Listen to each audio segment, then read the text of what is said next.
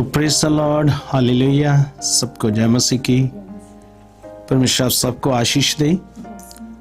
तो मैं आपको बताना चाहता हूं कि आज परमेश्वर वो खुदावंद, वो महान सामर्थी खुदा है। आज मुझे ये संगरूर का ये गांव है, संगरूर जिले में घोड़े नावे से बोलते हैं। ये संगरूर से कितने किलोमीटर दूर है?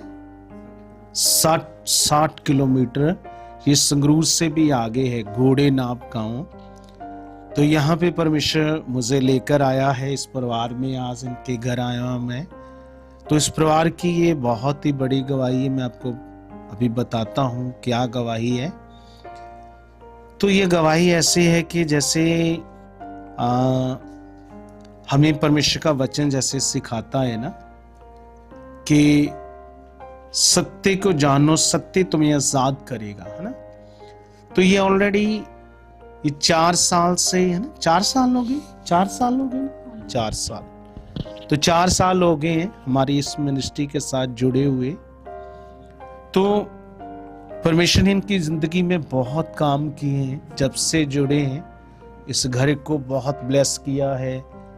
इस घर में बहुत सी चीजें उसके साथ परमेश्वर ने ब्लेस किया है। जैसे इन्हें गाड़ी से, कार से ब्लेस किया, ट्रैक्टर से, घर की जितनी छोटी छोटी चीजें उससे भी ब्लेस किया है। पर क्या है कि ब्लेसिंग तो आ रही थी, और अभी क्या होगा कि आगे जाकर इनकी जो ब्लेसिंग है वो स्टक होगी। उसका रीजन, उसका कारण क्या था? क्योंकि वचन जहां पे टूटता है वहां पे क्या होता है हम सब जानते हैं ना, जब वचन टूटता है। तो ये विश्वास तो कर रहे थे हर चीज के लिए। ये अब हर संडे जुड़ते हैं ऑनलाइन, अपने घर से मीटिंग तो देख रहे थे, और शाम को भी रोज प्रेयर, जैसे हम प्रार्थना के योद्धा बने जो प्रेयर करते हैं उसमें भी रोज जुड़ रहे थे। पर फिर भी कुछ ऐसी शरीर की चीजें थी जिसके कारण इनकी आशीष जो है वो स्टक हो गई थी, और उसी के कारण इन्हें समझ नहीं आ रहा था कि क्या करें। तो मैं आज से कुछ समय पहले भी आया था, और परमेश्वर भी मुझे जल्द लेकर आया। उसका भी रीजन है मुझे क्यों मैं इतनी जल्दी आया अभी इस बार, क्योंकि इस घर में जैसे जब परमेश्वर यीशु मसीह हमारे सच्चे खुदा जब जक्कई को मिले ना, तो जक्कई को प्रभु ने कहा कि इस घर में उद्धार आया है। तो सेम उसी तरह से इस घर में वो उद्धार आया है जो असल का उद्धार है, क्योंकि ये इनकी मम्मी है और ये इनकी बहू रानी है। तो क्या हो गया कि पिछले दिनों में इनका आपसी जो तालमेल है वो बड़ा बिगड़ गया था। क्या हो गया? बड़ा बिगड़ गया, और इनकी आपस की बन नहीं पा रही सी, दोनों की आपसी एक बुलाना भी एक दूसरे को क्या हो गया, इन्होंने छोड़ दिया। और जब मुझे पता चला तो मेरे मन को बड़ी ठेस लगी कि ये एक दूसरे को बुलाते तक भी नहीं है।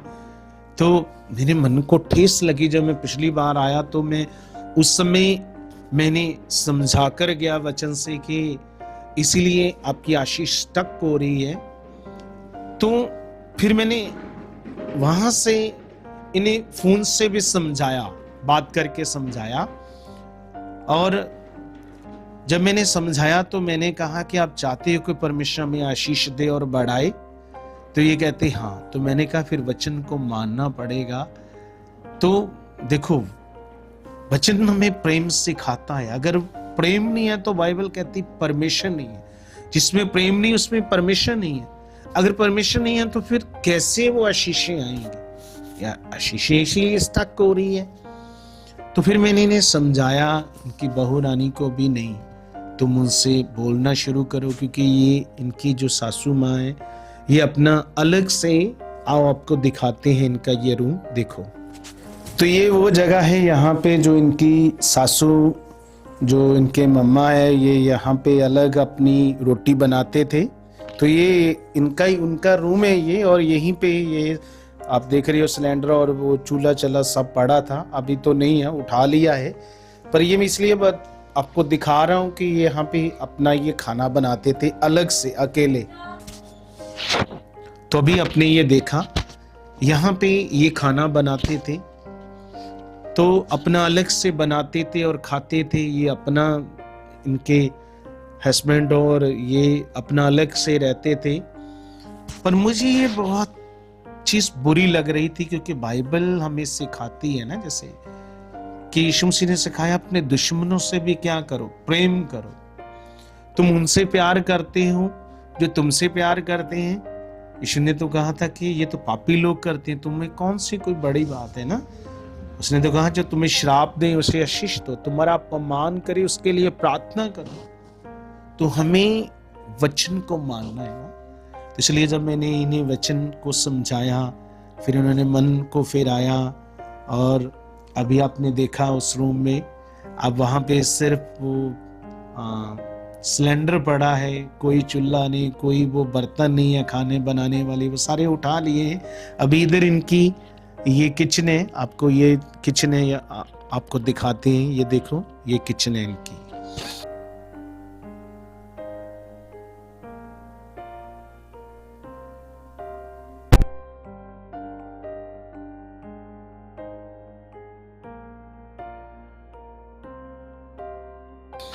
ओके, तो आपने ये देखा, अभी इधर ही इस साइड ही अपना मिलकर मतलब खाना बनाते हैं, ये खुद ही बनाते हैं, और ये सिर्फ थोड़ा इनकी हेल्प करते हैं घर के। अभी परमेश्वर ने इस घर पर बहुत बड़ा अनुग्रह कर दिया है, और मेरे लिए ये बहुत खुशी की बात है। ये उसी तरह से है जैसे कोई मरा हुआ व्यक्ति ची उठता है, क्योंकि परमेश्वर ने हमें, बाइबल कहती है ना, मुर्दों में से जो आया, हम पाप में मरे हुए थे एक दिन सब, तो ये फिर से परमेश्वर ने इन्हें जिवाया एक किस्म से, क्योंकि पाप हमें मारता है। तो इसीलिए आज परमेश्वर ने फिर से इन्हें जिवाया है, क्योंकि पाप इंसान को मारता है ना। तो वो मरा हुआ जीवन था, क्योंकि अगर जी उठे नए जीवन में है तो फिर नए जीवन से चाल चलेंगे। तो इसलिए वो चाल चल नहीं पा रहे थे, तो आज परमेश्वर ने इस घर पे फिर से अपना बड़ा अनुग्रह प्रकट किया है, क्योंकि आज ये मिलकर रह रहे हैं। और ये दुनिया के लिए भी मिसाल है, क्योंकि लोग हमारे बदले हुए जीवन को देखकर ही, जो हमारे आस पड़ोस के लोग हैं, हमारे पड़ोसी हैं ना, वो सबसे पहले हमें तो देखेंगे।